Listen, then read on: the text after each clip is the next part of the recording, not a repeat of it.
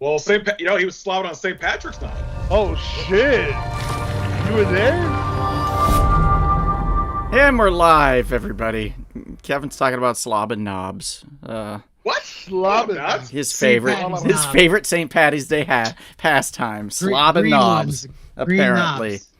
So if you just tuned in immediately as we started going live, you got to hear Kevin talk all about it. It's great. This is false. False. Oh, I don't know. It's live, buddy. Wait till the replay. You're going to hear yourself, and you're going to be like, shit. Oh, am I? I should not have said that. And that's on you. That's on you. I can't you were a man of God. I thought you were a holy man. I can't fix you, Kevin. I've tried. There's just no fixing Kevin. Damn. Kevin needs fixed. Sal, everybody. I thought you were a man of the cloth. I don't know if I should agree to that. Like, I mean, as in he wears cloth diapers. Cloth he uses to, Oh, his jerk off sock. Yeah. Has anybody watched Ricky Stenicki, by the way? No, is it good? With John Cena. It's pretty good. He does he's like this Vegas show dude, right? Off strip, and he does song parodies and makes them into jerk off related songs. So every song so there's like 6 of them throughout the movie, and one of them's about jerking off into a sock. It's great. It's great. It's so good. That's madness. It's so good. This is Sparta. Oh, never mind. Sorry. I'll have to check it out. I saw it up there. I was like, oh, I should watch this. That's absolutely. Then I watched Poor Things again for like the 4th time. Oh yeah, isn't it on Hulu or something, or Amazon or one of those? It's on Hulu. It's on Hulu. That's what I thought. I was shocked when I saw it on there. Yeah, they put it up literally the day after the Oscars, I think. Yeah, that was crazy. That's crazy. I posted, by the way, so we're already posted and ready to go on that. So that's good news. That's great news, guys. That's the best kind of news. What's better than that? Naked people. Naked people? Yeah, that's probably better. Did you see people out of their raiments last night, sir, when you were out at St. Patrick's Day? So here's the best one, by the way. This girl was so drunk that she didn't realize the sidewalk was raised and fell down off the sidewalk, right? And then somebody caught her and was like, oh my God, are you okay? And she's like, I'm fine. And then she proceeds to take one step, falls again, lands into the car that's Ubering her. So she slams into it with her hands, and she's on her knees then. And then she goes, and then falls over and rolls over sideways out into the street. And I'm like, oh my God, this bitch is going to die. This bitch is going to die. So it was pretty epic, I will say. It was a very interesting evening. Sammy, you fucked up. You missed out because it got crazy. Molly Malone's ain't no joke, man. Off Fairfax. I love that place. That was my first time there. I used to go there every year for St. Patty's Day. First time, St. Patrick's Day, first time there. Yeah. And I went with Kevin. I went with Kevin to go. You did? Yeah, I did. Really? Not you. I know you're super confused right now, Kevin. You're like, oh God, what have I done? But no, you weren't there. A different Kevin. Different Kevin. And there was the other great part where there was this 80-year-old dude that was sitting there, and he had this really big St. Pat's hat, and all the young girls would come up to him and go, oh, hi, and stuff. And then they would stand and go get drinks and stuff, and he would snap pictures of their booties. It's terrible, but it was also great. He's not letting the dream die, which I could appreciate. How old was this man again? How old was he? He had to be in his 80s. Wow. Yeah. So he's really living life to the fullest. Yes, Sammy, yes, he is. And yes, Sammy, I am vacation ready. I am actually spring break ready. I'm going to throw these at somebody, probably Chris or Sal. I'm not sure which, and they're going to show me their tits. That looks like summer. Titty. Do I have to flash you? Yeah. You're supposed to go, woo, like that.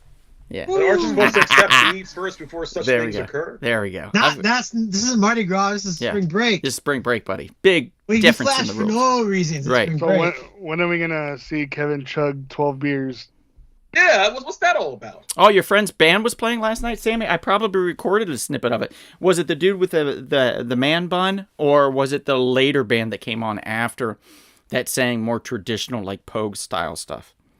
And the first band had 2 girls in it, and the second band did not have any girls at all. So if that helps at all, I don't know. Let's see. There we go. Beautiful. There we go. Just responding to a text from one of your admirers, sir? From Monica's mother. Oh, wow. She's coming into town, by the way. Oh, wow. Is she coming to see you personally? Possibly, yeah. We're gonna have a date night. You do have a way with the mother, sir. Monica's gonna watch us and murder me. Let's see. Love and a 38. It was all dudes. I'll show you a picture here in a second, Sammy. I can bring it up. But Kevin, what the hell are we talking about today? Well, we're going to be talking about best spring break movies. Oh, that sounds fun. Wish I could have joined. There. Is that them, Sammy? Does that help? It's not I really. can't really see it. Yeah, I know. It doesn't focus like very well, this camera. There's no real focus to it, so I can either pull back or go really close. Almost had something there. It should looks like a display for Abercrombie and Finch Right? of what are those called? The mannequins? But you could kind of get a gist of it. You could kind of get the idea. It was a lot of fun. Speaking of a lot of fun, go to halfhotsauce.com, type in the coupon code Donald Hiccups, and get 10% off your order. Yes, this is boring sauce for boring people. That is the name of the sauce.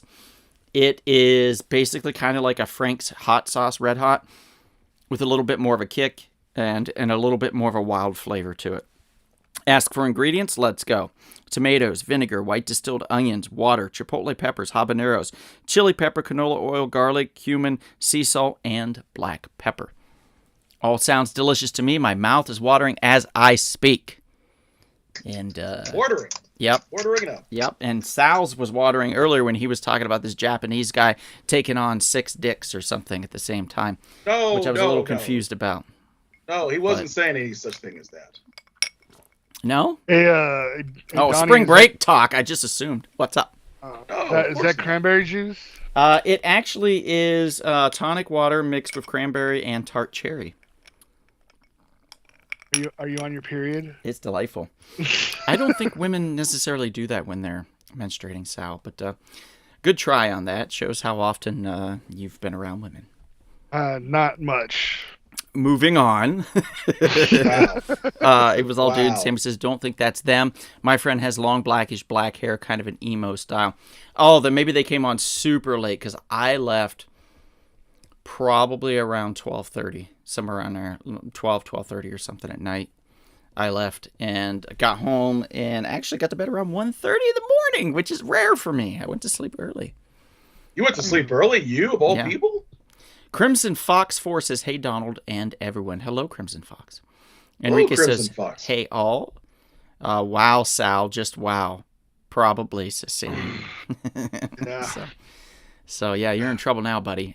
Speaking of being in trouble, though, let's do the intro here real quick. Kevin's been chomping at the bit to do it. So do a quick one, Kevin, and we'll move on as fast as we can. Yes, sir. Good morning, good evening, good afternoon to everyone in the 24 time zones on planet Earth. Welcome to the most refreshing spring break live stream, Rumble Pop. And now I'm going to quickly introduce to you my co-host and co-conspirators. First, the madman wearing that bizarre Hawaiian t-shirt. He is from the great state of Ohio. He's Bruce Campbell's #2 fan. If you say anything disrespectful about DC Comics, you will get popped in the mouth so hard. Wow. He is a man who was voted from LA Weekly, one of the top 10 most desirable men of North Hollywood, California. He's always making the ladies happy. He always makes the ladies feel good. He is Donald. I was worried that it was a delayed response. So this week's burn him being in Ohio is I saw an article. I saw like a headline that said that the governor of Ohio was calling a state of emergency, and my only thought was, it's about time. Oh. Oh, come on. Oh. Come on. Come on. Chris. Chris given a burn because he's from the neighboring rival state of Michigan, but now he resides in that beautiful Lone Star state of freedom of Texas. He is a man who is a professor of many theatrical and academic arts. He is a man who also won the sexiest teacher in the state of Texas last year. Ladies and gentlemen, give it up for a man who is lovable and huggable. He is Professor Chris D. Turner. I feel sorry for all those other teachers if I was sexier than them. Oof. What does that say about Texas schools?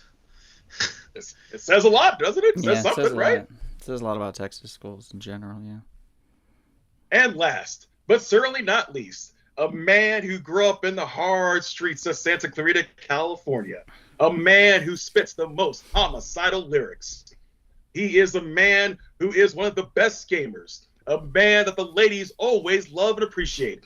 A man that when they see him, they just melt in his arms. Ladies and gentlemen, give it up once again for a man who is a man amongst men, a real man. He is Big Sal Hernandez.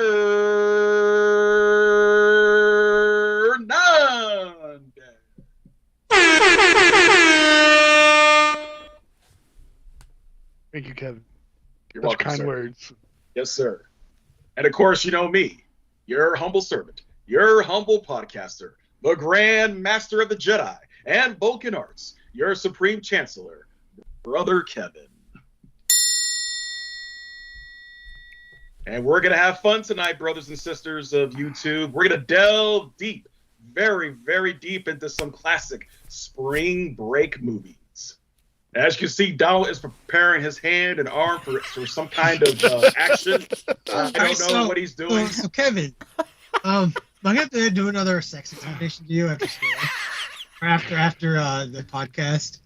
You probably are, because I wasn't aware. I didn't know what he was doing, so I may need another education from you, sir. Bro, I thought he was doing that handshake that they did in Spaceballs, you know? Yeah. Oh, yes. Yeah. Yes, yeah, indeed. Sure, that's what it was. Yep. Sure. We'll go with that, Sal. Yep. Uh-oh, Mom and Dad are on, everybody. Say hi to my mom and dad. Hello, Hi, Mama and Daddy. They missed all the debauchery earlier, so that's good. We've gotten a lot of that out of the way, so we don't have to That's worry. good. I'd be ashamed of you. Yeah. Sammy says, keeping Donald on his toes. I'm always on my toes. I'm light on my feet. Quick. Crimson Fox says, missed you at the shop the other day. First day to the new place. Wait a minute. What? Your first day to the new place? Seriously? What happened? Why haven't you been coming? What's going on? Why take so long? Why take so long? That's my... Why take so long? Life. Yes, maybe he's too busy working. Oh, God. Work. I know, I don't like it Yeah. either. He has to pay the bills somehow. Don't forget the like button, my fellow fans, says Big Sean. Thank you, Big Sean. Appreciate that, buddy. I'm going to give Thank that you, a Big star. Mama Kenny Donald was showing me your artwork. You're so good. See? I was bragging. That's what I do. Just Our show's gonna convince you two to create a dislike button. Oh, come on. Yeah, on. maybe. The opposite will be true. Jesus, Crimson Fox. Way to make me feel like an asshole. Could have just said I've been busy. Man, I'm sorry. That sucks. That's awful. That's terrible news. We're going to be talking about spring break films, though. So hopefully that'll boost everybody's spirits a little bit. Let's hope. We'll see. But before you do There'll that, be lots of spirits. There's lots of spirits assumed in these movies. That's true. Yes, indeed. But I figured before we get to spring break that Donald needs to pull out something and show us the truth of the week. That's what pulling out is for spring break. Yeah, why don't I? Go ahead and pull out.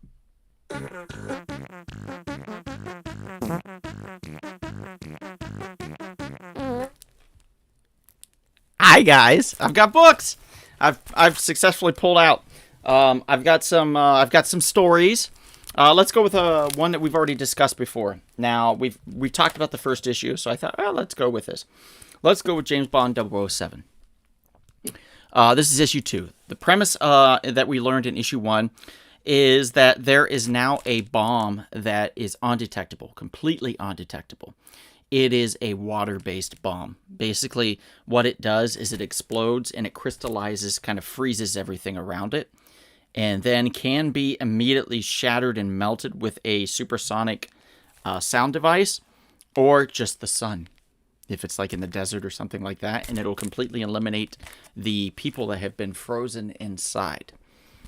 So obviously, they are not too happy about this. None of the organizations, spy organizations, in all of the civilized world, so to speak, civilized, take that for what you will. So James Bond's after it. He's on the case, and this is issue 2. Issue 1 was a lot better, I'm going to be honest. Issue 2 is a bit of a bore. There's a lot of slog, a lot of dialogue to get through. A lot of names are thrown at you. I'm not great with names to begin with, so if you give me like 5 different names in like the first 2 pages or something, I'm already kind of out. I'm like, who again? What's that person? What's that? Like, I don't want to have to create a map to figure out who the person is later in the story. So this, I think I gave this around like a 6.5 last time. I'm going to drop it down to a 5.5 just based on issue 2. Oh, no. Will it go back up? We'll see with issue 3, but for now, it's dropped down. So I don't know if I don't know if I can recommend this storyline now for people to stick with it. So just stick with us here and follow along. And, maybe we'll have some extra copies at the shop. And if it turns for the better, then you can get the whole set all at once instead of, spending money that needlessly might not work out. It is written by Garth Ennis, so I do have faith in him, so I'm going to give it a shot still. So just check in on that. We've got a few people here. Alex Bankita in the house. Hello, Alex. Good to see you. John Fox has popped in, says howdy from the Dirty Dirty. Let's go chat. Where are the likes? Thank you, John. I appreciate that. You get a silver star as well, or a white star. 16 watching, 7 likes. Lame. Well, now there's 18 watching, John, and 8 likes. Wow. That's great. Ding, ding. Exciting. Okay, so there was that book, right? Then we had another one. This one's called Washed in Blood. It's from Massive Comics, which I want to say is probably a division of Whatnot, but I'm not 100%. If it is, it just feels like a Whatnot book for some reason, and I don't know why. But Washed in Blood is the story of a god. And I would say probably a demigod, because you learn that these demigods keep getting reincarnated and brought back, and then they have a purpose of bringing forth knowledge that they've learned during that life and what they could come up with as far as them then becoming a god. So this demigod comes up with the idea of creating a new religion, the religion of the cult, which is a gun. So a cult of gun worshippers. So there's a little bit of tongue-in-cheek there.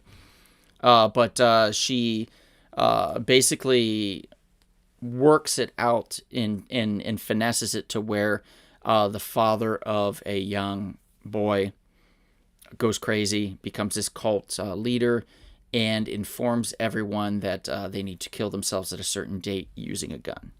And then when that happens, the boys should be left alone in order to recreate the cycle, so then he can create an even bigger cult and have people that will worship the demigod, and then that god will get power and then can be part of the process of the regular gods, I guess is how it works.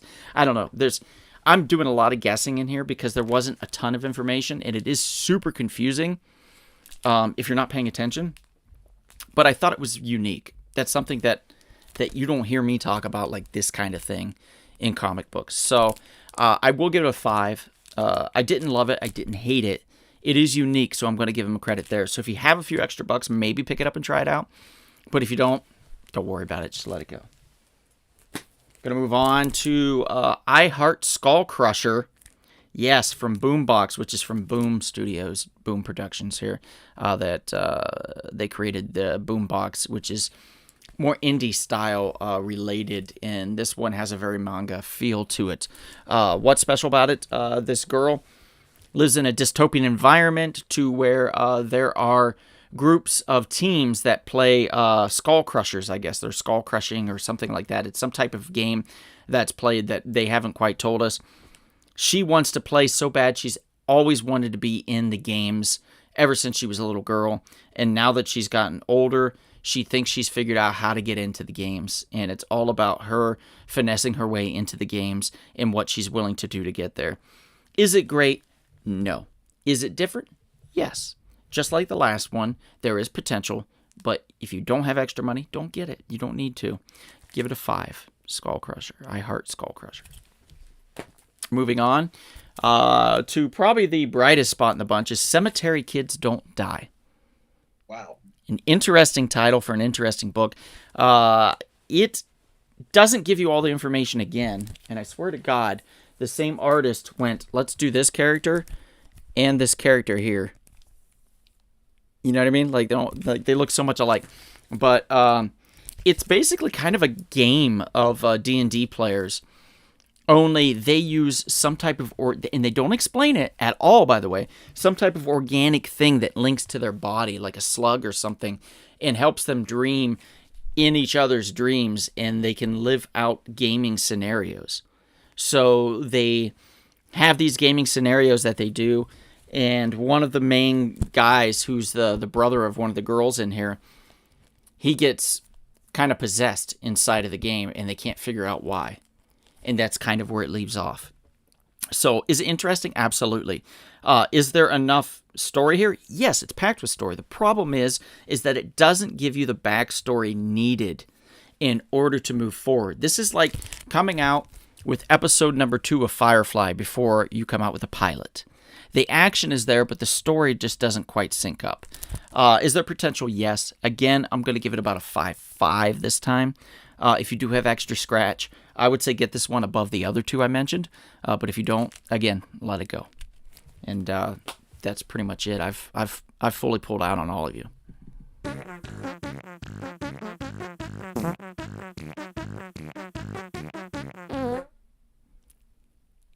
We've got some comments, so let's go over.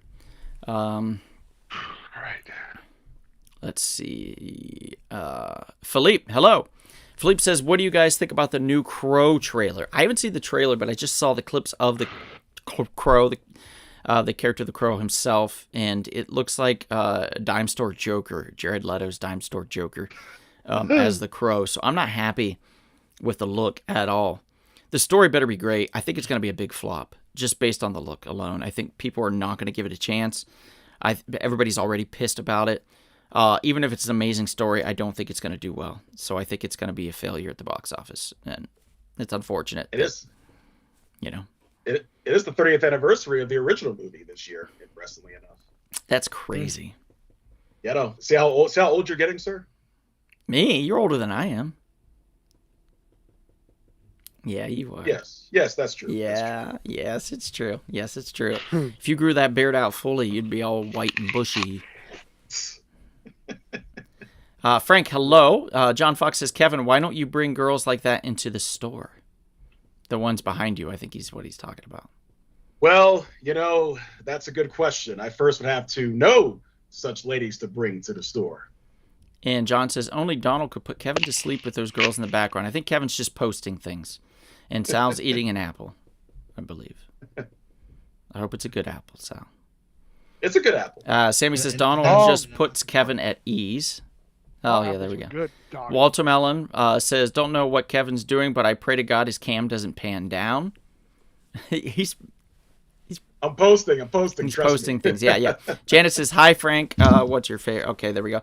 Jan Michael says, that pull-out segment is money. Oh, thank you so much. Appreciate that. What's up, Jan Michael?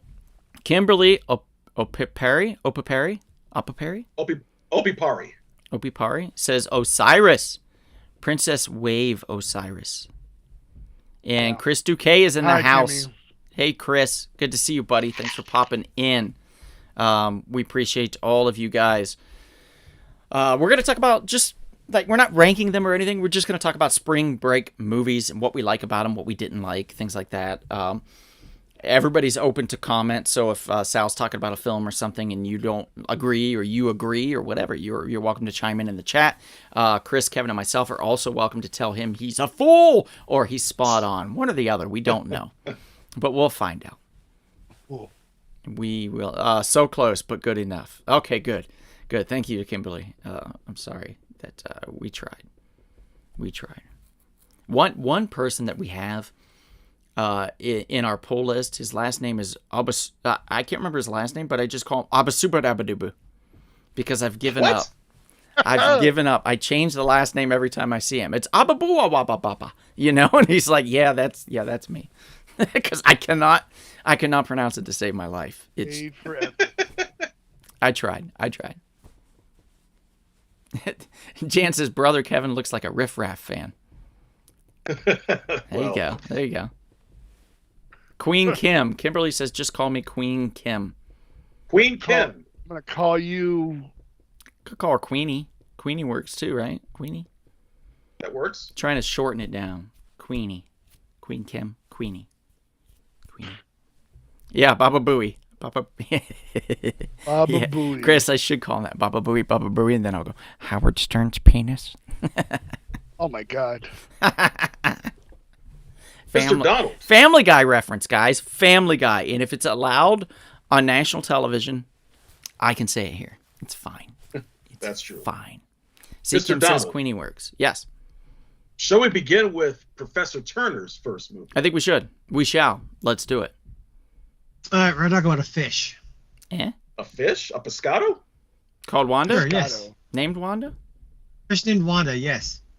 Really? No, we are talking about a killer fish that is not a shark. Oh. Is it Orca the killer whale? I think I know what it is, and I'm going to bring up the photo. Oh, it's a stingray. No, it is not. Oh. Well, it was. if you haven't figured it out by now, it's there. It is Piranha. Oh, the piranha. Piranha 3D, which is the third movie in the Piranha franchise. And James Cameron directed the second one. That was his very first movie. Sabrina, that was a good guess. Sabrina says Jaws. Incorrect, but that was a good guess. Yeah, that's a good guess. So Also, not basically, Free Willy. Sorry, Sabrina. You're getting colder, not warmer. It came out in 2010. And it starred Elizabeth Shue. We all love Elizabeth Shue. Hell yeah. That's right. Karate Kid. Stephen R. McQueen, Adam Scott, Jerry O'Connell, The Boys. Ving Rhames, Christopher Lloyd, Richard Dreyfuss were all in this movie. Ridiculous. Basically, it's about they tried to bring back in the 80s. There was a whole the whole genre of spring break movies. And basically it was just an excuse to have a bunch of naked women getting drunk on screen. And partying and stuff like that. And so they used this opportunity to play homage to that, and basically they brought back spring break movies of the 80s, but also with tons of gore and also with it. And so basically, as we know, it takes place in a water park, and piranhas get introduced into the water park. Was Jerry O'Connell in this one or no? Yes, he was. Yes. Okay. Yeah. That's the main reason why I watched it. Jerry. It's O'Connell. basically it's over spring break, and it's spring break at a water park, and piranhas end up in the water park, and people start to die, and I don't remember who it was, but I remember there's a character that drives around on a jet ski shooting a gun with a shotgun, shooting piranhas. It was the most ridiculous thing since the Meg. Well, the Meg is the most ridiculous thing since Piranha 3D. You're not wrong. They also made a sequel to this movie called Piranha 3 Double D. Really? Yes, because boobs. Oh. It flopped. Huge flop. No pun intended, sir. No, I was definitely pun intended. Wow. Anyway, if you like horror films and you like horror movies that are kind of like a throwback to the the 80s horror films, I would say check it out. It's fun, amazing cast, a lot of like nostalgia in the cast. And so yeah, this is my first spring break pick. Has anybody else seen it? I actually want besides to. me, I actually yes. want to see it now. I want to see it. It's a kind of reminds me of like a new age Trauma. If you ever seen a Trauma movie, Trauma. Yeah, I love Trauma. Yeah. Yeah, Toxic like Avenger. Toxic Avenger. And I just feel like that I see Piranha in the same league with Sharknado. What? It's I think it's a little better. I think the quality is a little better than Quality. Sharknado, but- Well, listen, like you're doing 3D mapping of a fish this big when Sharknado is a tornado with sharks. Well, I mean, it was a $24 million movie and it made $83 million, so it was successful in the theaters. The Weinstein Company produced it, so it had money, it had the backing, it had the indie funding, but still, it's like I think it's just a step from sci-fi. Graphics wise, yes, but like just production value in general. Entertainment wise, I put it right next to Sharknado. Yeah, they're both. Wise. I love Sharknado. I think it's a fun movie. It's I love movie, Sharknado too, fun. dude. And I like the movie called The Room. So I've seen worse. Get out! Can we fire him now, Donald? No, I love The Room too. Yeah. It's so guilty Self. Guilty. Sharknado. I don't know how many people know this, but I was very close to at Comic-Con at SDCC getting on a game show and being a contestant for a Sharknado game show that they did for the Sci-Fi Network down there live. And I was the runner-up, so to speak. I was replaced with a short little Latino dude that took the spot instead of me. But it was between me or him, and then he ended up taking it. He did not win, I believe, which was infuriating because I was memorizing the license plates on the bus. In the first film, I was trying to remember like which character lost their hand and which scene was it their right or their left or things like that. I was very meticulous and very careful. And then as I watched the after video of the footage of the contest, I was so mad that I wasn't chosen because I was too ready. They were dumb questions. What's this character's name? What did this character do? How many fingers did this character have? And I'm like, what? It just didn't. It was just too easy. It was too easy. And I was too prepared, and I don't know, maybe they saw that. They were like, this guy's too hungry. We can't have him on. But I was this close to winning I believe it was a Corvette, or it wasn't a Corvette. It was what was it? It was a Mustang. I think it was a Mustang, and it was painted to look like the Sharknado film. Like it was painted Sharknado. That would have been.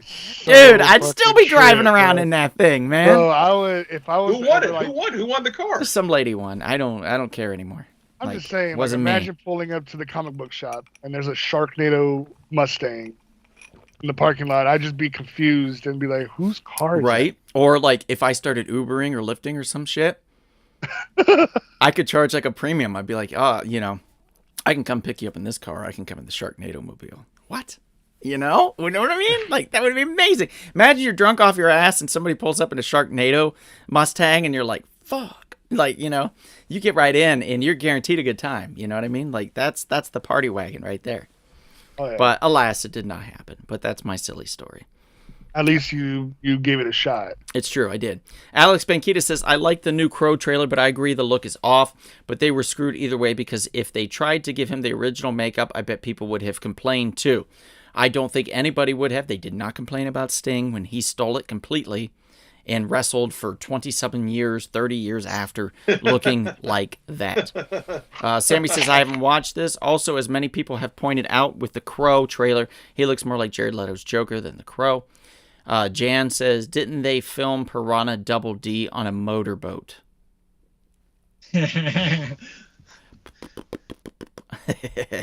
Xavier says, hey, the Sharknado movies were ridiculous, but they knew it and embraced it. Yes, you're not wrong. They did. There's like 6 of them.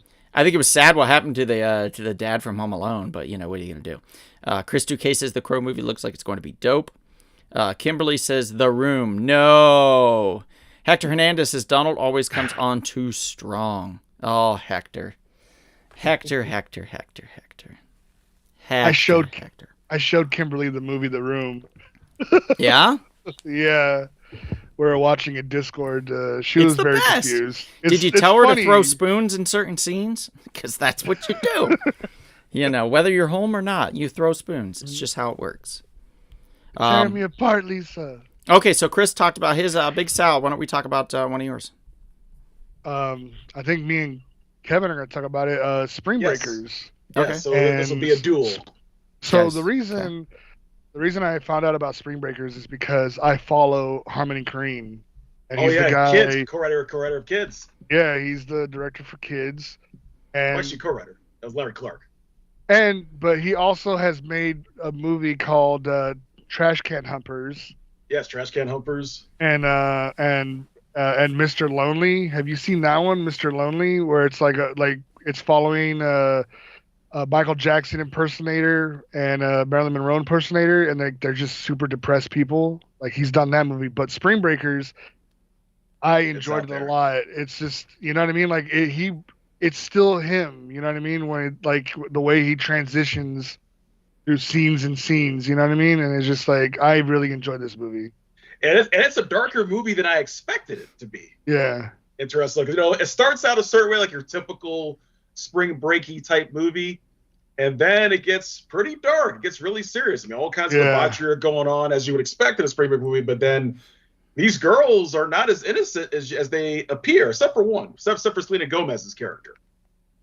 Yeah. But Vanessa Hudgens, Ashley Benson, and Rachel Corine's character, they're willing to cross certain lines to get what they want in life, if you know what I'm saying. Oh yeah, they're like bringing the wild things back to life. Oh yes. And by the way, James Franco, you can tell he went full method in this movie. You can tell he enjoyed. For sure. You can tell he enjoyed his scenes with the ladies, if you know what I'm saying. Oh, for sure. Who wouldn't? Oh, that's true. Who wouldn't? I mean, I let each of those women suck my lips. Whoa, brother. Jesus. Oh, whoa. Sal went full Sal. I don't go to full Sal there. Full sail. Nope. That's been trademarked. We can't say that now. But James Franco's character, of course, at first I found him annoying. I feel like he's trying to, he has like the grill in his teeth, and he's trying to be like, he's like a rapper / drug dealer. He has all these guns and swords and stuff in his house, and he's flashing, to the ladies, all the wealth he has and how he came up.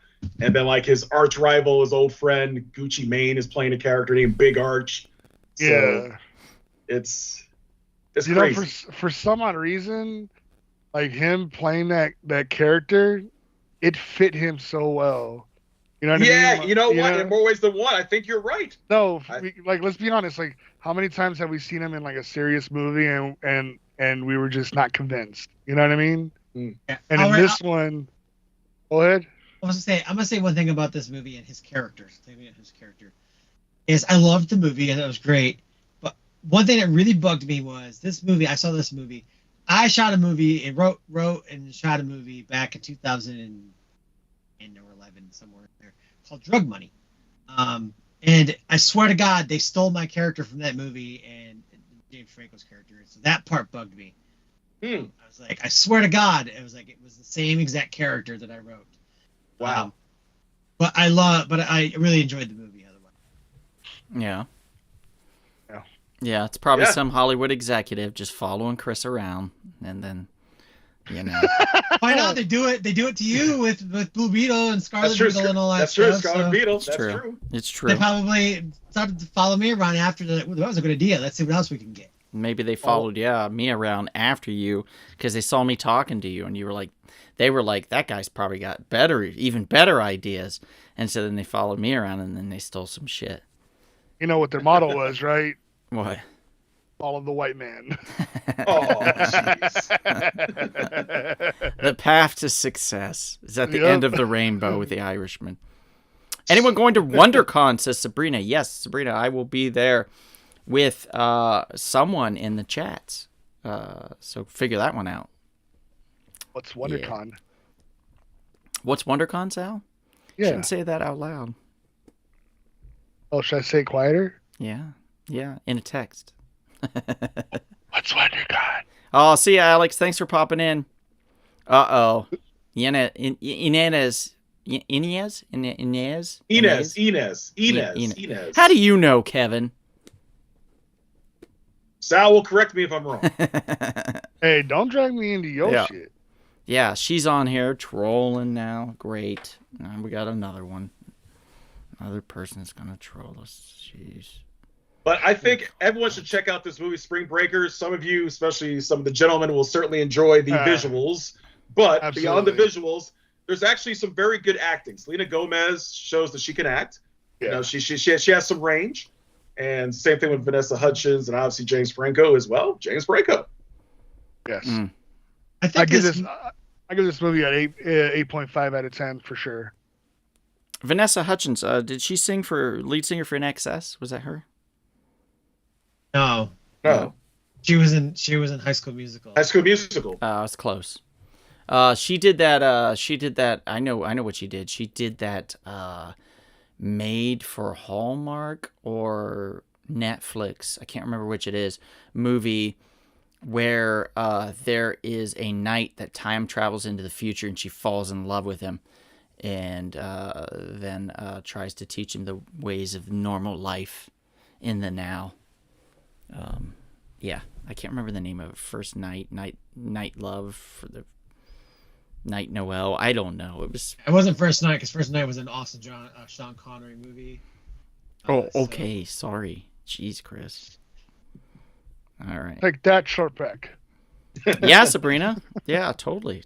I'm down. What do we have? What's next? You guys are done talking about that. Yeah, so it's your turn. It's your turn. Oh, okay. Well, I'm going to talk about something a little different. I'm going to talk about, it's actually two films, but I just want to talk about the event. The Fire Festival. So we'll start off with the Netflix Fire, the Greatest Party That Never Happened film that happened. There's a great picture of it right there.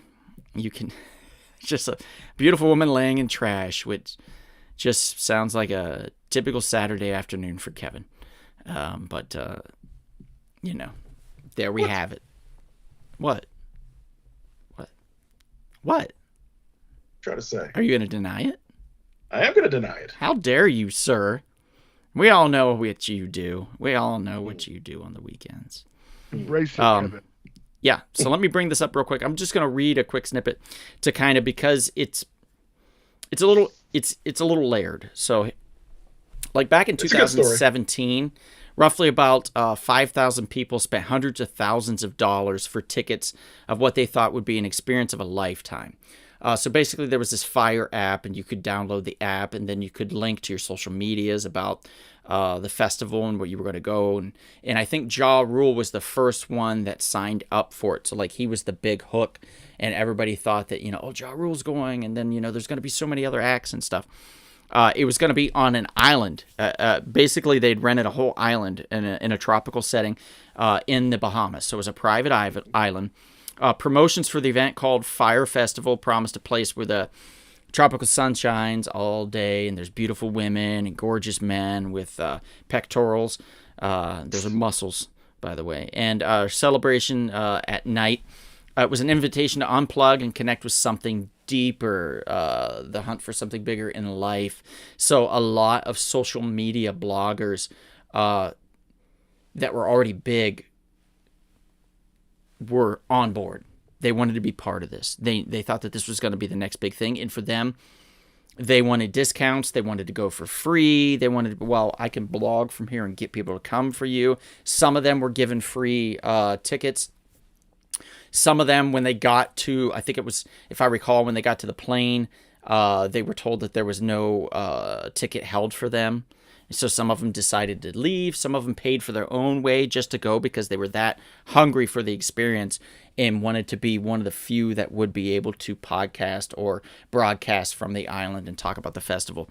The festival goers were promised a real-life island fantasy with luxury accommodations, gourmet food, and a chance to party with celebrities like Ja Rule and Kendall Jenner was going to be there, Bella Hadid, and so on and so forth. The reality was closer to a disaster, though, that played out in real life, in real time on social media.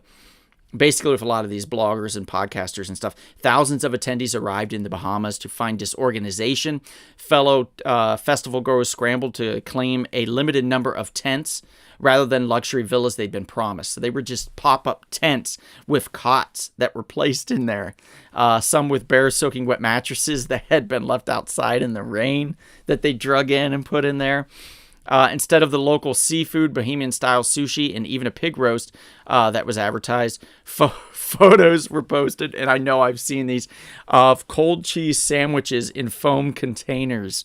And that's when it really went viral, when people had lost their shit. They were like, look, I can sleep on the cot. You know, the mattress is wet. I can bear this tent. But you're giving me cold cheese sandwiches for food. I spent thousands, and in some cases hundreds of thousands of dollars on this experience, and this is what I'm getting. And then rather than an immersive music festival over 2 transformative weekends, the many A-list musical acts promoted as headliners, among them Pusha T, Tiga, Migos, as well as the band Blink-182, dropped out in the days leading up to the event. So they all dropped out. Attendees started leaving en masse, and images and videos, distraught and disappointed ticket holders swept social media. In the concert industry, there has never been anything that remotely rivals the disaster that the Fyre Festival became. The disastrous Fyre Festival spawned lawsuits against the event's organizers, who included Ja Rule and Fyre Media CEO Billy McFarland, who was completely inept and basically accused of fraud, the latter of whom is now serving a 6-year prison sentence for fraud. So Billy McFarland was accused and tried and convicted. Fyre Festival is the subject of the latest episode of there was like a CNBC did a doc, like a mini doc of it. Hulu did their own series called Fyre Fraud. In 2019, it was an hour and 36 long documentary, and Netflix did theirs. It was the Fyre, which is a documentary as well. 2019, it was an hour and 37 minutes. Both are great. If you can watch the Netflix one and the Hulu one, they're both great. I personally enjoyed the Hulu one a little more. I thought it was a little more in-depth as far as what happened and why. But they're both really good, and I recommend both of them. So if you get a chance, highly recommend you watch these Fyre festivals because they are fire, like for lack of a better word. I'm gonna bring up something though. Sure. When I saw your list, are these really spring break movies, because they take place in April and end of April, beginning of May, and spring break is way over by then. The Fyre Festival was promised to be the next big spring break. Basically is what they were selling it as. It was a new experience. It was 2 weekends of immersive experiences for young A-list celebrities, for people that were influencers, for those that had money, mommy and daddy's money, and were just wanting to get away on a vacation and not be, they wanted to be amongst people, but they wanted their own private island. So it was a unique spring break situation.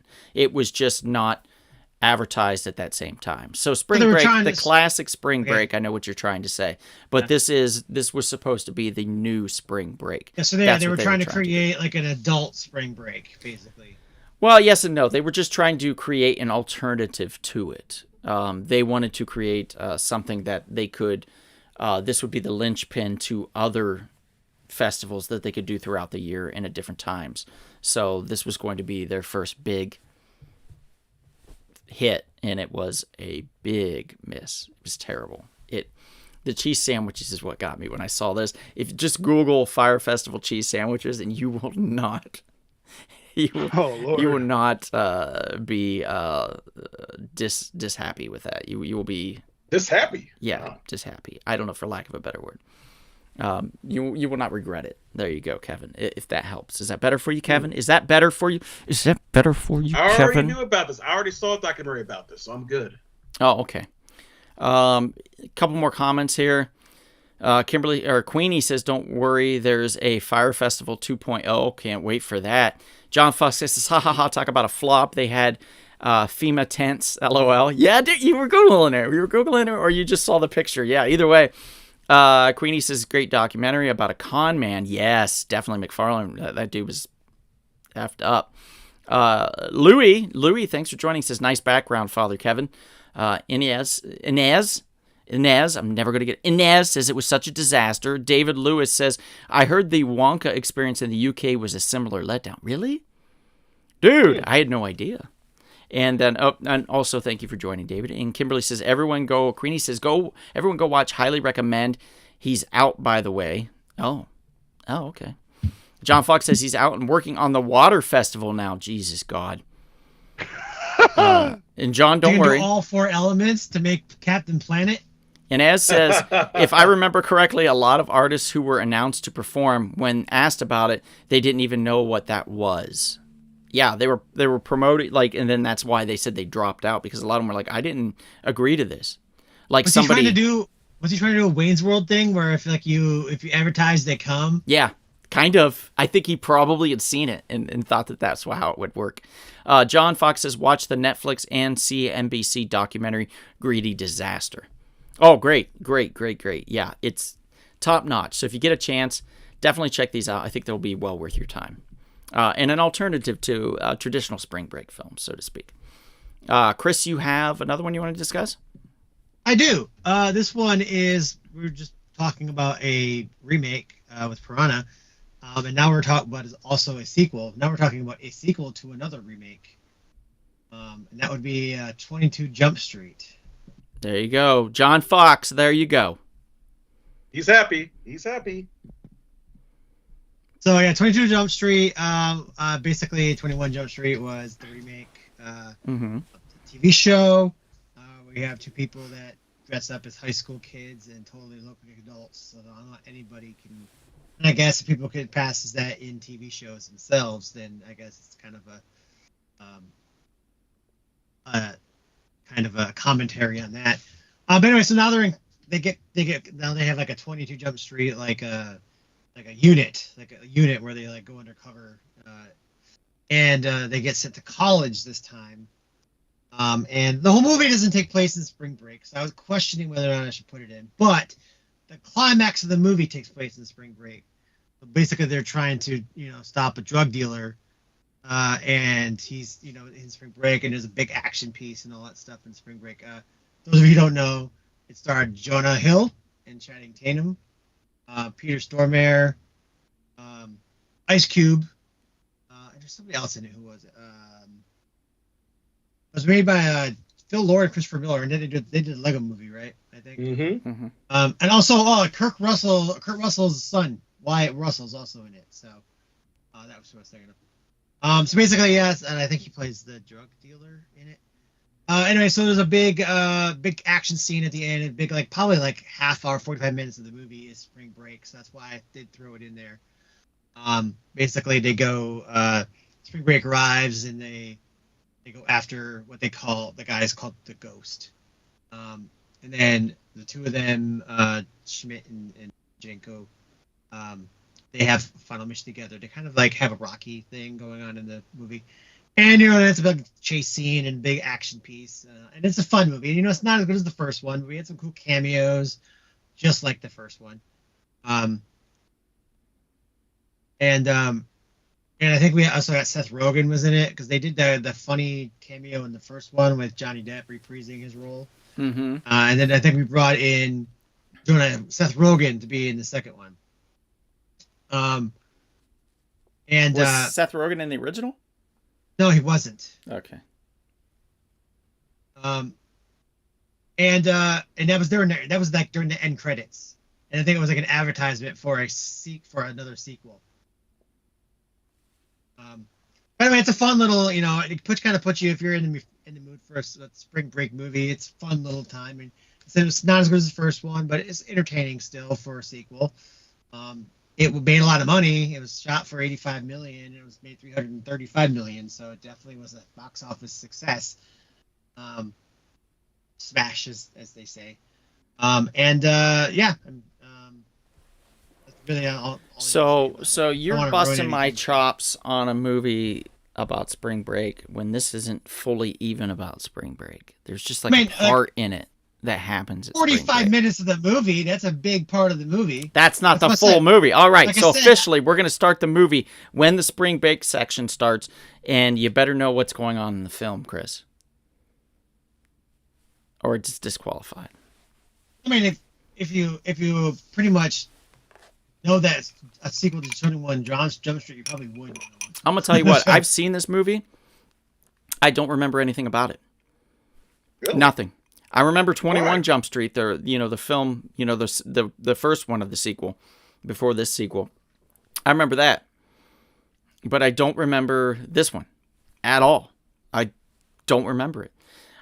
I remember the biggest thing I remember from this movie is that there was a guy who got his penis shot off and he got replaced with a vagina. In this film? Wow. Yes. Sounds intelligent. Somebody that from the first movie, they shot his dick off. They go to visit him in prison and he has a vagina now. Yeah, John. Oh. Yeah, and John's saying, lame, Donald. Okay, John. Well, allow me to kick your dick off and we'll replace it with a vag and see what happens. And then who's lame? Are you threat? That's like that's kind of like the guy shoot. It's kind of dumb. Let's be honest. That's dumb. That's really dumb. That's stupid. It's dumb. Well, what would you rate that's better, sir? Not that. I just wouldn't put that in there. Nope. Not putting Well, that you know, in there. I'll say this. I think picking about like good spring movies, Mhm. spring break movies, is actually a lot harder than I thought it was going to be. Yeah. Mm. We all had a lot of problems, so I was trying to just pick movies, that were. Well, because we kept picking movies like with parties and stuff, and we're like, this has to be, and it's like, no, it's just some random party, and you're like, damn it, every time it was just like, Yeah. no, it's a party, it's just a house party, it's a random party on a roof, Labor It's Day. yeah, and you're like, It's son calling. of a It's calling in bitch. sick to school. Yeah, It's right, Skipping school. yeah, he's just skipping school. Yeah, it's crazy. Let's see. Queenie says, time to lurk. Gotta teach. John Fox says, woohoo. So he's super excited that we talked about it. The scene with Ice Cube and Jonah is effing his daughter is funny, both at the dinner and later at the office with Jonah and Ice Cube. Okay, got it. Jane says, such a sweet bromance. Inez says, the bromance is everything. Oh, shush, D. A little bit of spring break still counts. Hey, I'm just saying, Chris was busting my balls. I could bust No, his. I wasn't. I was just questioning it because of the fact, because of the date of when it is. I wasn't denying that it could be. I was just bringing it up. Okay. I'm gonna have a bigger issue with something that a couple other movies later on. All right. Well, speaking of Big Sal, let's go. All right. Well, I picked Point Break, but you guys said it's not spring break when it is spring break in that movie. But there's another one that I picked was Jeepers Creepers.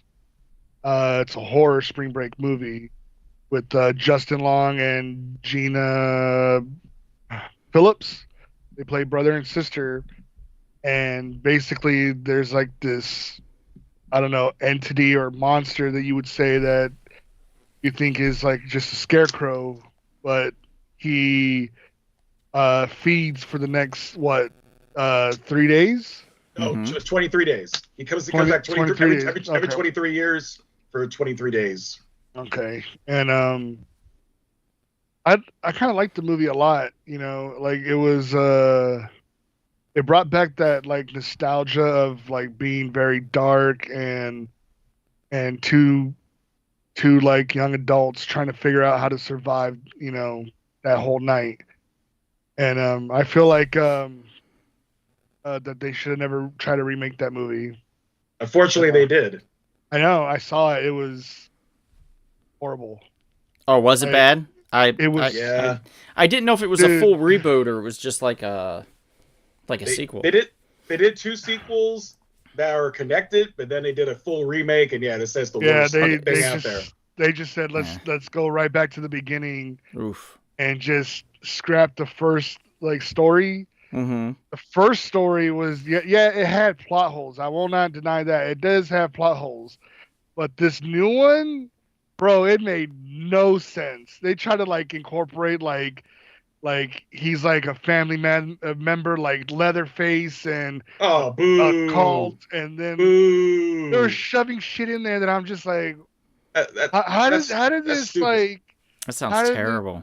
it That's was stupid. horrible. Why It was can't the horrible. monster just be a monster? Yeah, That's what I'm sometimes saying. you You got to just make some kind of political yeah, statement. they always have to Yeah, define it and like break it yeah. down. It's like when they gave the backstory to Wolverine, I hated that. I hated it. I hated knowing. Origins? Yeah, I hated Wolverine's origin. I didn't want to know. Yeah. I thought it was better that we never got it told. So it's kind of like Nah. the Joker, how they're trying to do a Joker origin story. Hate it.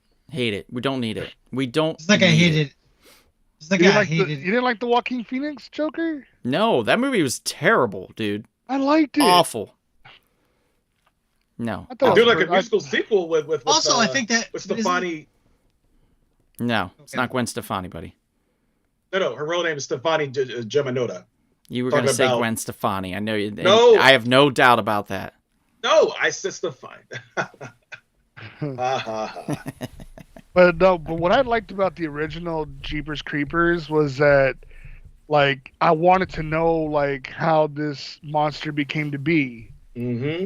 But the way they went in it is like you don't have to know. All you need to know is that this fool is gonna eat people for the next 23 days, Mhm. and you don't be around this like parts of the neighborhood. You know? And by the way, Sal, did you know they partially were inspired by the Unsolved Mysteries story? Yeah, I was just about to say that there was actually What with I think it missing was the children? No. it was a paper, like I think was it one of the writers or the producers that found that out, and then like he pitched it. Yeah, in Michigan, it takes place in Michigan. Like basically, Yeah. a guy was dumping his wife's body off somewhere. So just like you see in the movie, he sees the truck there, and they're driving by, and then they get caught, and they're being chased and followed by the perpetrator. Yeah, No shit. kinda That's creepy. crazy. It's kind of creepy. You're being That's followed creepers. by somebody. Jeepers creepers. Yep. the sequel is really funny though. Part Like, two's okay. Oh, Part Jeepers two's Creepers okay. 2, that's the best one Dude, out of the dude, bunch. that shit Which is had me okay. laughing because you know how he has like that like, he likes that smell of fear. Yeah. Mm-hmm. So remember the part where like he's licking the bus window to freak all the school kids in there? Like, Mhm. why is he licking the window? And oh my god, I was laughing so hard. Yeah. But, it was funny. It was a funny horror film. And Yeah. I felt that was a good direction to go in. And then Mhm. they did the third one, and I was like, nah, this is like the car that he was in, like kind of giving us a little more about the vehicle. I thought that was cool. Because Yeah. it's like a death vehicle, you know, and it has like these Mm-hmm. extra added things to it that it could do, and that you couldn't break into it or get into it because it was almost like the Batmobile in a way. Yeah. So I did like that, but the rest of the movie, not so much. Not nearly as good as the second one, and definitely not as good as the first. But yeah. yeah. But yeah, And this is one of those unusual horror movies where you actually do feel sorry for the two main characters. You're kind of rooting for them. Mhm. A lot of horror movies, you don't care if they get killed. If anything, you're cheering on the villain to kill and slice Right. them up. Mhm. And then the police station scene is kind of reminiscent of the first Terminator movie in a way, where this unstoppable force enters the police station, starts taking out cops left and right. Yep, that's true. That's true. You're Mhm. not wrong there. You're not wrong. Kevin, speaking of not being wrong, what's your next choice? It's also a horror movie that takes place during spring break. It is called April Fool's Day. It came out in 1986. Oh, the 80s were a better time. Well, you were born in the 80s, sir. Of course it was a good time. You Yeah. were born during that era. Who stars in this? The only person that I think people would be familiar with would be Amy Steele from like Friday the 13th Part 2. But for the most part, it's kind of like people you would see like in small horror films or different films in the 1980s. So Yeah, small nothing parts. really big. I see a Yeah, couple nothing people that really huge. I recognize their face, but I have no clue what their name would be. Yeah, Yeah. exactly. You see the Yeah. face, but it's like, I don't really know who they I'm are. They with never you really on that. blew up. So what's cool about this movie is it takes place during spring break. A young lady named Buffy invites her, Muffy, not Buffy, Muffy invites her friends to her island mansion for spring break to have a good time. Mm. So everyone goes there, and it's leading up to April Fool's Day, so it's in late March. And, she sets up these different pranks throughout the mansion to have fun, whoopee cushions, exploding cigars, things like that. However, it turns out later on, bad things start happening where all of a sudden people start getting killed one by one until eventually you're down to one person, and Muffy herself has like a dark secret, and then things get very interesting, especially with the final twist, which is something you usually don't see in a horror movie, where it turns out things are not as it seems, but it's kind of a cool ending the way it ends. I don't want to give it away, but if you watch this movie, it's only like 8-9 minutes, you'll have fun with it, and it kind of lives up to its title. I'll give you a hint that way, it kind of lives up to its title. Is it one of those 80s spring break movies I was talking about with lots of boobies? It has a little bit. Not excessive. Did they remake this? Are we talking about the amount or the size, Kevin? Be clear here. They did remake this, Sal. They remade this, right? Okay. Yeah, I never saw the remake, but I know they remade it. But it was definitely a movie that was very popular, especially since all four of us are a little bit older. We're wherever we are, Zennials, Millennials. Mm-hmm. It is a movie that you would see back at the video store at Blockbuster or Hollywood Video, your independent video store. Because the one thing that's really cool about those horror movies, it had those cool covers on the VHS tapes. Oh, yeah. And this is one of them. Yeah. This is one of them. So it definitely got my attention back in the day when I was a kid or when I was a teenager. I was like, oh, check this out. And I wasn't disappointed. It was a fun little horror movie you would pick up at the video store on a weekend. Yeah. Yeah, I've never seen this one. I was 6 years old when it came out, so I didn't start watching horror films till I was in my 20s. Oh. What's the name of the movie, Kevin? April Fool's Day. April Fool. Do you remember the movie Christine? No, never heard of it. The one that John Carpenter did. Who's John Carpenter? It's like John Carpenter. He's a director that's done. Does he build houses? Halloween, The Thing. The Thing. Never heard of him. Are you talking about like the Stephen King based? Yeah. Who's Remember that? like that? It's basically this girl named Christine, and like she loves this dude, and I guess like she just wants this dude to live with her, and ends up just killing people left and right. And one of my favorite scenes in that movie is that she throws a basketball at this old lady in the face, and her whole... Yes. I remember that. Yes, that's very 80s. Very 80s. Yeah. Love that scene. Oh, I remember that. Yeah. Her whole head exploded. Like, yeah, that's amazing. That's the same lady that plays the mom in the Goonies. Really? Yeah. Ma Fratelli? The bad mom. Yeah, Ma Fratelli. Yeah. That's the woman that gets her head blown up by a basketball. That is crazy. Oh wait, actually, it wasn't that movie though. I know what you're talking about now. It was a Wes Craven movie. Oh, it was okay. It was okay. Yeah. No, I'm trying to remember. I thought it was Christine or something. Christine, that's the car one. It was right. It was Deadly Friend. That's the movie you're thinking of. Sam. Deadly. Okay. Christine was the car film. If we're talking about Stephen King. Yes. And Carrie was the one with the prom. Brian De Palma. Yeah. Mm-hmm. Sissy Spacek. Yeah, but Deadly Friends, the scene where you're thinking about with the basketball. Yeah, Big Sean says no. Christine is the car. Thank you, Big Sean. Yes, you are 100% correct. Big Sean. Yeah. I haven't seen any of these movies they're talking about. So. Oh, brother. Wow. Well, Chris, have you seen this one? Let's talk about the 2002 film that came out that froze my screen. Let me pull it up again. Here we go. And this one is starring The Gang, and we're talking about Freddie Prinze Jr. and Sarah, what's her name? Buffy. Sarah Michelle Gellar. Thank Sarah you. Michelle Gellar. And the hot sister from Freaks and Geeks. Yes, and the murderer from Scream. Spoilers. Stu Macher. Yeah. James, we're talking about James Gunn's first big movie. Yes, basically. This is the 2002 film Scooby-Doo. That's right. Scooby-Doo was a spring break movie. It's okay. So let's be realistic. It wasn't perfect, but I think the casting was pretty great. I think they did a hell of a job. Matthew Lillard as Shaggy was inspired.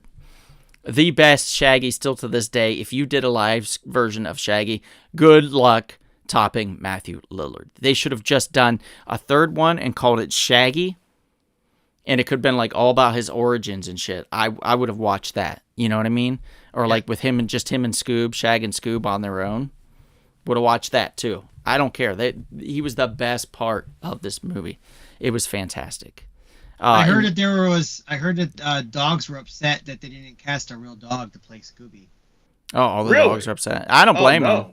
I don't blame them. But Scooby is so animated that it would be hard to get a dog to, eat all those sandwiches while standing up and talking.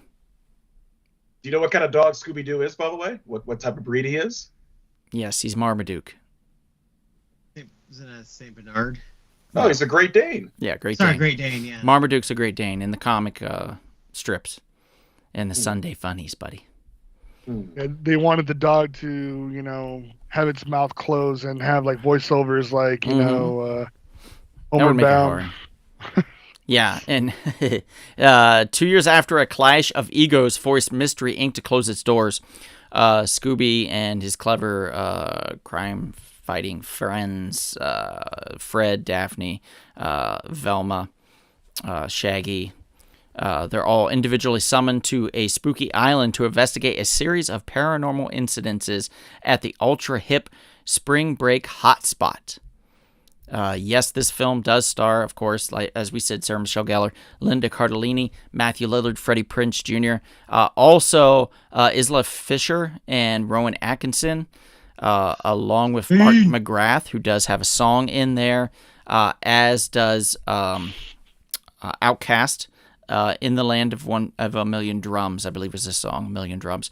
Pamela Anderson is also in this. Take that for what you will. But I thought it was fun on the bun. It was a nice little treat, and I very much enjoyed it. So if you get a chance to watch Scooby-Doo, the 2002 film, I don't think you'll regret it. I think you'll have a good time. So if you haven't seen it, watch it. A few comments from the people in the chats. Inez says Matthew Lillard with a bunch of hearty faces. Let's see. Janet says, Sal, Deadly Friend is so great. I was very scared of that movie. Tracy says, hey, Tracy, thanks for joining. Says, I love Scooby-Doo. Enrique, thanks for joining. Enrique says, I heard he currently does the voice of Shaggy in any animated stuff. That's awesome. Scooby-Doo is wonderful, says Big Sean. My son was in high school at the time. He and I were the only ones laughing at the song Past the Douchey. Doobie, maybe? Or is it? I know what you're talking about. Yeah, when it played in a Trail of Smoke was coming out of the van. Yeah, because they were cooking inside, and you thought it was the weed. John says, "Is this the Scooby-Doo with Brie Olson?" Brie Olson? I don't think so. Then Big Sean says, "By the way, the actress playing Velma is a babe. Just watch Grandma's Boy." And yes, says Grandma's Boy is an awesome movie. I rewatched that. Boy, is it bad. It's good if you're really tired or drunk or high. That's right. We watched that last year. Yeah, but you didn't like it either, did you? Yeah, there's only like two scenes that I found funny, and the rest of it was just I felt like I have to like smoke up, I suppose, in order to enjoy it. Yeah. It just hits different, like on a different level. Yeah, for sure.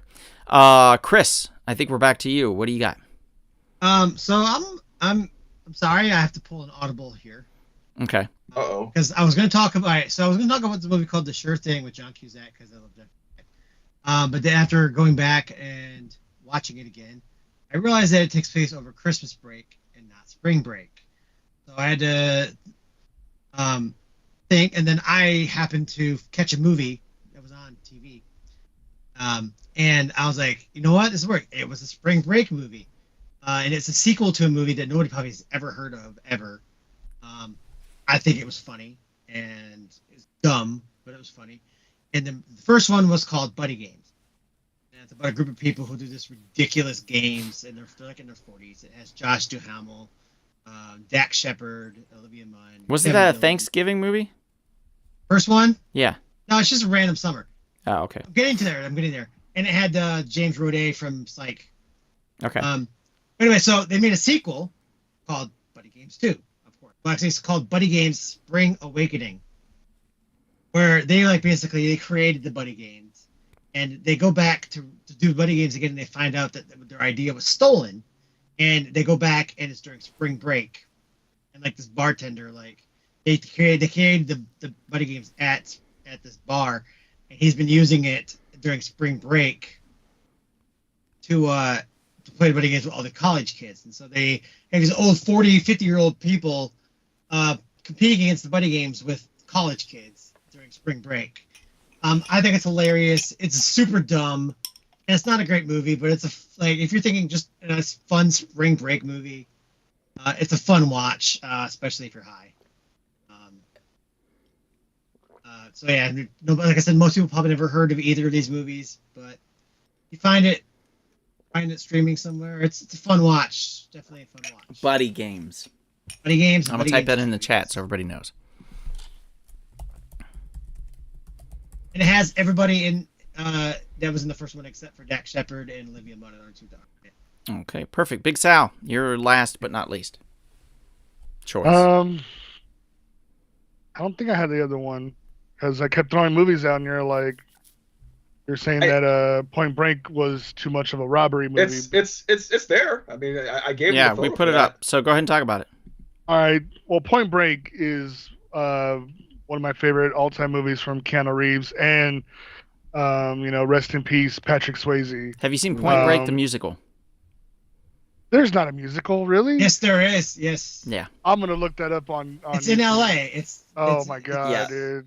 I don't know how that could be. I'm not a sure if it's musical. still going on, but they did have it for a long while, and I think I went to see it once. I believe I went to see it, and it was pretty epic. So I would have to be very stoned to see that for sure. Because Yeah. It was in a small. I'm not a big music person. Like I don't like musical movies. I almost got suspended from high school from laughing from watching West Side Story because of the way they were fighting.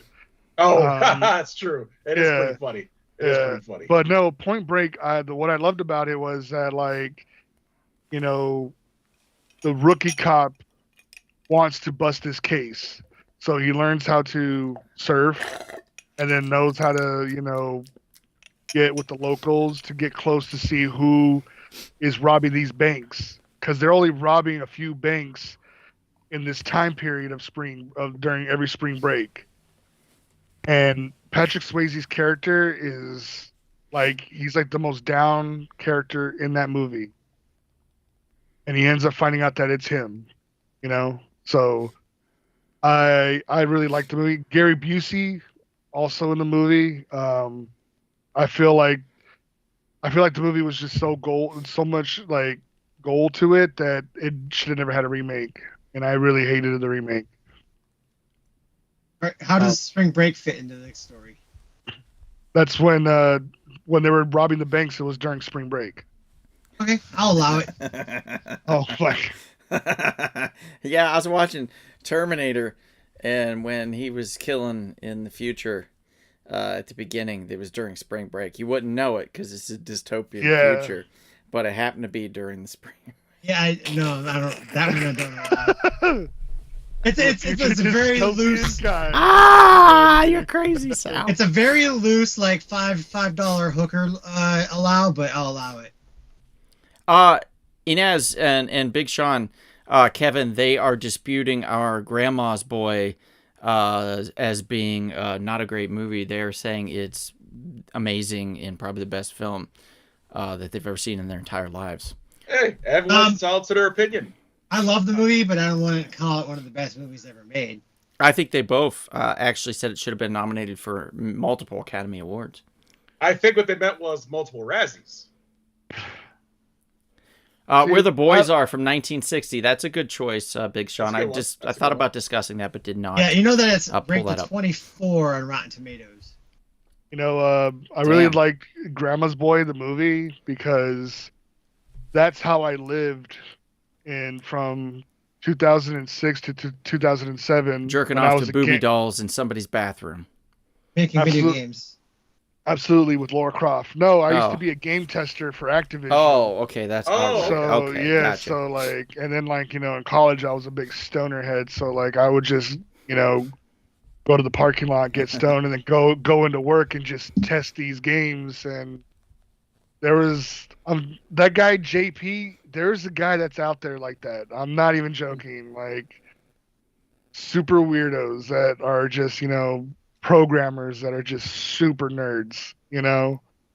But I like that movie because it's just like it reminds me of how I used to live back in the day as a game tester going to college. You're a well-paid game tester that smoked cannabis. I did not know that. Yeah. You did not know that about him? No, I thought he was a man who lived a clean. I mean, really clean. Wow. I am According to Inez, Kevin, you sit on a throne of lies.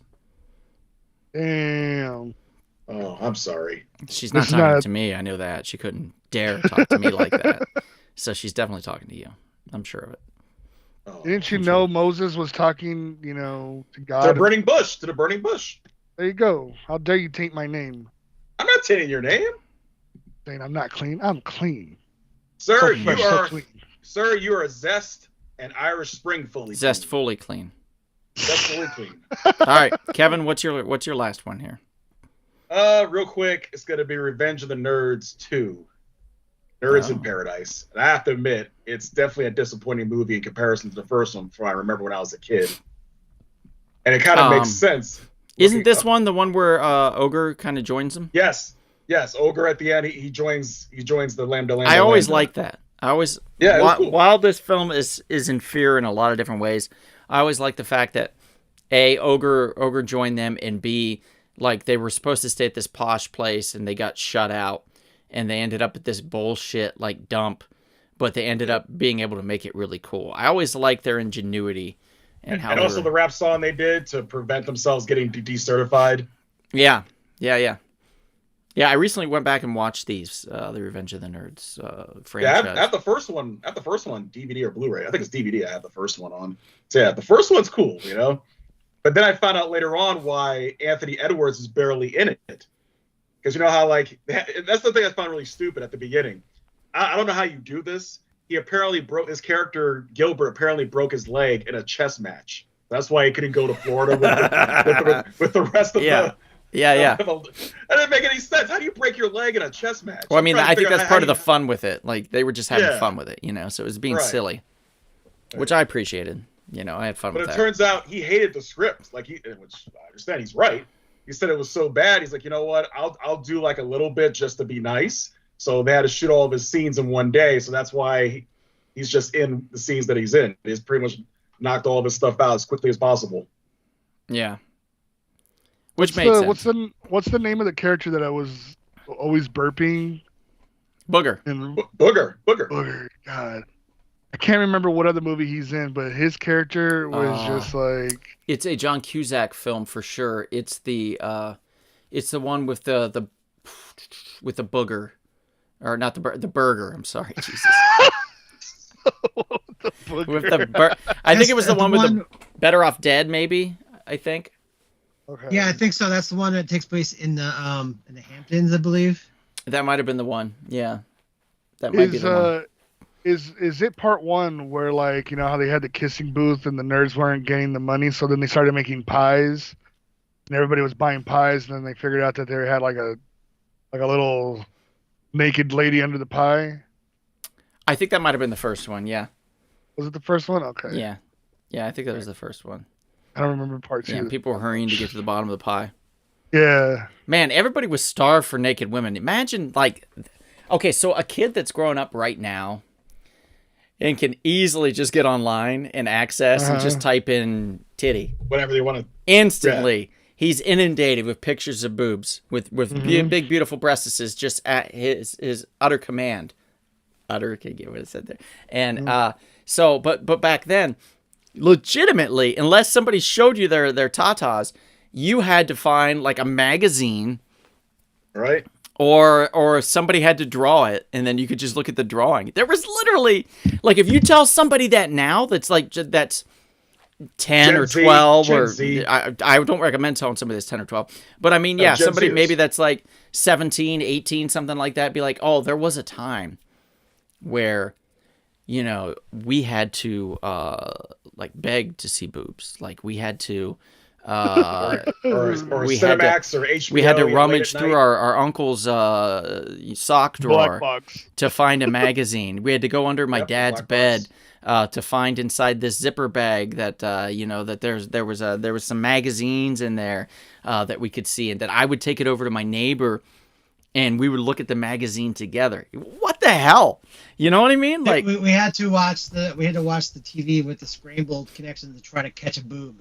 yeah, Sabrina, you're 100% correct, and it wasn't fair. That's why men, I think, back then were more pissed off at women than they are now, or at least it felt that way. Is that all she had to do was look in the mirror and she could see boobs anytime she wanted.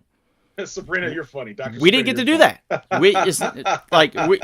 If we looked in the mirror, we get these little tiny titties, little itty bitties, and that wasn't enough for us. That didn't satiate us enough. We had to have more. We had to have larger. We had to have more. Always there was a quest for more, and that's why '80s films, I think, have this flair to them, this flavor that you will not be able to recapture at this point. So Fast Times at Ridgemont High, when people see Phoebe Yeah, Cates, any of that stuff. Like to see something like that out in the wild was like exceptional, But now it's just like every day. You just see it online. You could pull it up mobily anywhere you're at and see a tit. Yeah, you just type down breast milk. Kevin Kline wouldn't be happy with your response, Mr. Sal. What do you mean? Kevin Kline. He's it's married true. to Phoebe Cates. And Janet, magic carpet in the hotel in Revenge of the Nerds. he wants to fight me. He can see me. He'll lose. Big Sean says the Booker actor was also on the TV show Moonlighting for a few years, and he was on the television show Supernatural. I believe he played Megatron in the TV series Supernatural. He was an fallen angel. Sabrina says, okay, Inez says, Sabrina, LOL. Big Sean says, magazines, yes. Amazing how at about 12, a lot of boys suddenly had an interest in National Geographic. They showed uncensored pictures of native tribes around the world. He's not wrong. He's not wrong. Yeah. Sean knew the spot. Sean knew the spot, bro. Yeah, he hit the sweet plug. spot with that. He's like, I'm interested in indigenous cultures, mother. May I have National Geographic? He's like going to his home. He's like, hey, And you could get it at the you library. want to see titties? That's true. You want to see titties and no knowledge and shit? Oh my god. It was a double-edged sword because you got to look at boobs, but then you had to learn something accidentally. Has any of your like since we're all dudes in here, We're has any not. of your dads? Whoa, No, no, there's plenty of girls. There's a bunch of girls in the I chat. knew it, There's Chris. a bunch of girls in the comment section. What are you talking about? Talk about us in here. I'm just saying, like, has your father? Just talk about us specifically. Has one of your fathers bought you a Playboy? No. No. That was never gonna happen. No. No, but my dad's Birds and the Bees conversation was very awkward and interesting. No, but my dad knew I took one of his mags and he didn't, and he like said, Any what? he said I could keep it. Really? He did caught give you you. one. He caught you, so yeah. and then he was so proud. He was like, "Son, you can have that." And Yeah, you're son, like, you were probably like this. Yeah. Holding the magazine like Yep. this. I could see 30-year-old Chris. Yeah. I did it. I I finally got a titty mag. And it wasn't Playboy. It was what was the one that was worse than that? It was the Hustler, Cherry, Penthouse. Penthouse. Cherry. Biggins? Penthouse. Cherry. Penthouse. Penthouse. I think Yeah, Biggins 'cause it was showed- fictional. That was it Why would Albano. they showed- have a Bush. magazine called Cherry? That doesn't make any sense to me. Kevin. Oh, Kevin. We're gonna have to have a innocent talk man. after we. We have to have another talk. Yeah, another talk. We're gonna schedule this one. This will be our second conversation. The first one. Yeah. Okay. Yeah, we'll get there, Kevin. Don't worry. We'll get there. The cream pie thing was one thing, and now it's something else. I mean, jeez. You did not tell him that, Donald. Did we technically go over the cream pie thing, or did we? We Actually, did. Tracy actually. Yeah, we made her explained do it. it. Yes. Oh, Yeah, Tracy God. explained it to me. I remember. Tracy explained the cream pie to Kevin. I forgot about No, that. to me, it's just food, and you guys were like laughing. I'm like, we Oh. guys lied about some freaking food. You were like, Yeah, everybody loves it's- cream pies. It's filling. but now I know. Thinking about Now I every know. snort. Now I know. Kevin, bless your heart, sir. Yeah. Never change. No, never Don't let change. Donald Oh, see, corrupt Trace you. just said, say, yes, I did. I'm over sixth graders that know more than Kevin. God. Yep, Tracy. Thank you. Bless your heart, Tracy, for explaining it to Kevin in a very polite way. Tracy, you're a real one, Tracy. Educate this man. Yep, educating him. Get him some education. All right. So that was it's your last one, Donald. Revenge. Yep, I'm gonna pull this one up really quick, and then I'm gonna pull out. Now I'm gonna. So this one, Cabin in the Woods. I think this came out in 2011. This was pretty fun, if you ask me. I want to say what's his name had something to do with it. The Buffy writer, Buffy dude, that did the TV series. And Avengers. And Yeah. Avengers 2. And Lord help me if I can remember his name, but I can't. Ostracized. I thought he wrote it, but maybe he I thought didn't. it was Eli Roth that did the movie. He produced it. I know he produced it. Joss Whedon produced it, but I can't remember if he wrote it or not. But the general gist of it is 5 college friends, which was Kristen Connolly, Chris Helmsworth, Anna Hutchinson, Fran Kranz, and Jesse Williams. They arrive at a remote forest cabin for a little vacation. Little do they expect at the horror that awaits them. One by one, the youths fall victim to backwoods zombies. But there's another factor at play. 2 scientists, played by Richard Jenkins and Bradley Whitford, maybe? The guy from Happy Forbidden Madison. Yes, the villain dude from Billy Madison, also in The West Wing as well. Yes, oh, he's great in both. They are manipulating the ghoulish goings-on, but even as the body count rises, there is yet more at work. What we basically find out is that they are trying to sacrifice these people, basically to the gods, so it doesn't awake this devil that's going to take over the world. And so they actually mean well, but they're doing it in kind of an effed up way. And apparently that's the only way that they can do it to sacrifice people is by manipulating them in these scenarios. So it's super fun, super funny, kind of creepy, horror-esque as well. It's in the same vein, I would say, if you want to do a double feature, watch this with Dale and Tucker versus Evil. Or Tucker and Dale versus Evil, I think is what it is. Which would be a great follow-up film to bookend with this one, with Cabin in the Woods. That was what's his name? The Firefly guy. Yeah. Resident Alien. With Resident Alien. It's Alan Tudyk. Alan Tudyk, thank you. Yes, Tracy, Joss Whedon. Or Whedon. I think it's Whedon, not Whedon. But we're close. Sabrina says Chris Helmsworth. Yes. Great movies. So fun to watch. Yes. Agree, Inez. Very good. Hector says, let's start a GoFundMe to send Kevin to a sex ed college course. God damn. Well, actually, we're still working on throwing Kevin a prom. So perhaps we won't have to show Kevin a sex ed college course. He will experience his sex ed college course at his prom. Right. That's a great birthday present, throwing you a prom, Kevin. Yeah. That's pretty awesome. Like, yeah, we're good friends. Throwing you a prom. Remember the tradition. You're gonna have to pop your cherry in prom. Forever young. Whoa. I wanna be forever young. Kevin, young. you can have some cream pies while you're there. Of course. At prom. Of course. Get some cherries. Yeah. Yep. Some popping. There's so many Why is things. it called that? There's so many things wrong with us tonight. I'm so sorry, everybody. So You know, sorry. We're trying to keep the show PG-13. You know? Oh, it went R a long time ago. Yeah, we're definitely R-rated now at this point. I apologize. I haven't slept yet. Yeah, yeah, it's true. It's fair. That's your excuse. It's fair. Yeah, Sal has not slept in years. To be fair, it could be PG-13 because the way 13-year-olds talk these days, oh my god, if someone's working with 12-year-olds, I gotta say, Yeah. like this would be PG-13 to them. Really? Okay. That's so fair. basically, they're talking NC-17 language, is what you're saying, Professor. Yeah. Mm-hmm.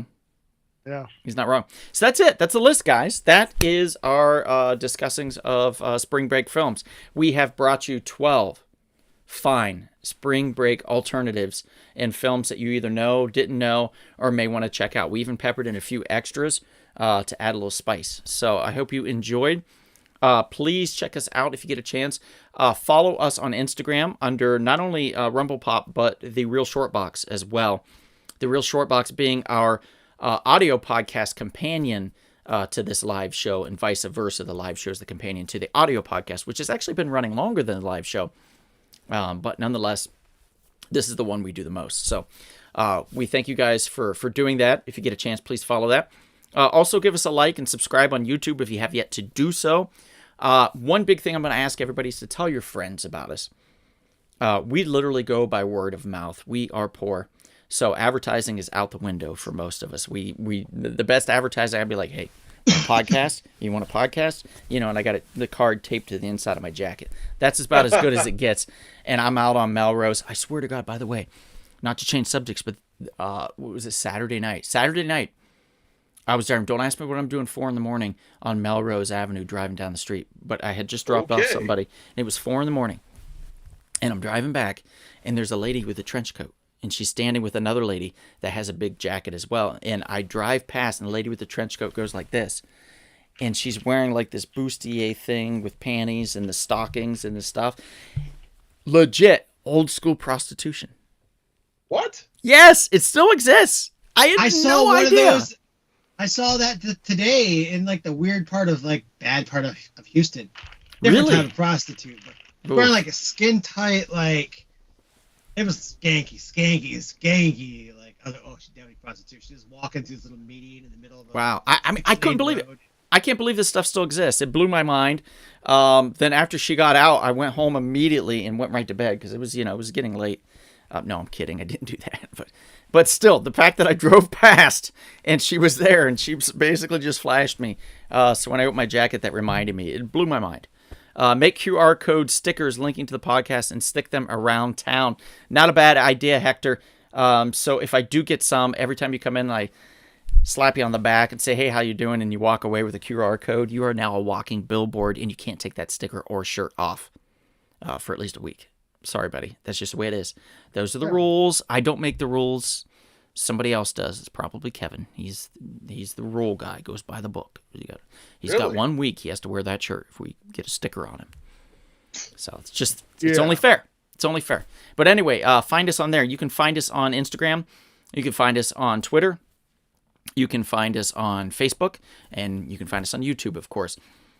We are working on some new workarounds with our Instagram, trying to build that a little bit. Trying to market that a little bit more. So hopefully that's going to take off soon. I've also created a new page that I'm going to be working on. It's going to take a bit to build that out, but it is the Donnie Doozy page. So basically, me pulling out is going to go solo on this page, and it'll be all about comic book discussions and about reading books and what you like and what you dislike, and we'll be talking about the podcast and the live show on there as well. So if you get a chance, if you're out there and you find me, look for Donnie Doozy, and I should be on Instagram. But that's pretty much it. If you get a chance, please check out our sponsor, Splattered Frog Brewing. Go to splatteredfrog.com, type in the coupon code SHORTBOX for 20% off your order. You can get some hats, shirts, koozies, things like that. They should have those available on the site, and you can get it all for 20% off.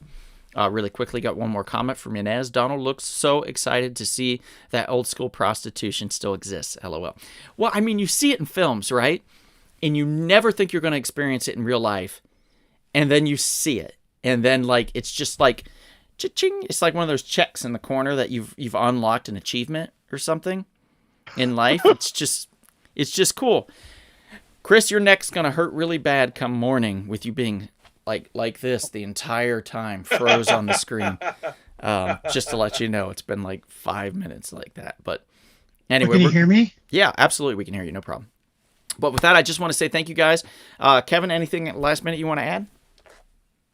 That's it. We thank you once again for joining Rumble Pop and you should always enjoy a refreshing, energetic, and always cool pop. That's Rumble Pop, everybody. Check us out. If you haven't right now, log on here and check us out, and then go find us. And don't forget about, really quickly, WeCon coming up, which is going to be big. Blockfest, Chatsworth Blockfest. 3 whole blocks. April 13th, right? I believe so. It's a weekend, yeah. So thank you, guys. Check us out, and we'll see you later. Have a good night, everybody. Take care. Make good choices. And give us some more likes. Give us some more likes. Yes, more Thank likes. you. Bye-bye.